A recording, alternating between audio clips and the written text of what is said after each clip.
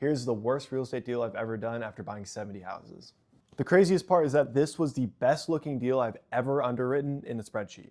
To put it bluntly, it was sexy on the spreadsheets, but ugly in the streets. This deal was a package of 6 duplexes. These were 6 low-income duplexes in a really rough part of town. Here are the 3 reasons why this deal did not work the way it did in the spreadsheet. Reason number 1, tenant turnover. Multi-unit housing has a higher vacancy rate than single-family housing. So this means you'll have more people moving in and out throughout the year, and you'll have more months out of the year where there's not a tenant in there paying you rent. The other part is that every time a tenant moves out, there's gonna be expenses associated with that in order to make the unit rent ready again. Especially if it's low income housing, because the odds are when they move out, they will not be leaving it in the same shape it was when they moved in. Reason number 2 is we did not factor in that older properties have higher maintenance and repair expenses. So we did a topical remodel, just new floors, paint, but we didn't touch the bones of these properties. What this resulted in was, in the first 6 months of us owning these properties, we spent tens of thousands of dollars on sewer lines, redoing interior plumbing lines, redoing electrical in some of these units, redoing insulation, and the list goes on. The third thing we did not factor into our spreadsheet was collections. Low-income housing, you're gonna collect rent later,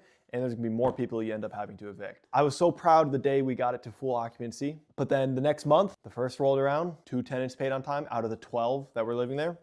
The 5th came around and I had barely even collected 40% of the rent there. By the 15th, I collected about 70% of the rent, and by the end of the month, I had to evict 3 people. Part of that's on me being a bad property manager and not screening people, but it also just comes with the territory for this kind of housing. All right, so how did we recover from this deal? One of the best ways you can recover from a bad real estate deal is to get your cash out. Whether it's through selling it or refinancing it, if you get your cash out of the deal and get into another deal, your risk in the original deal goes down. So you're less dependent on that deal performing because you have your cash back and you can deploy it into another deal where you can succeed in. So that's what we did. We refinanced it, pulled all that money out, and got it into a better deal. And luckily that deal, the spreadsheet translated to real world performance. Follow to learn from more of my mistakes.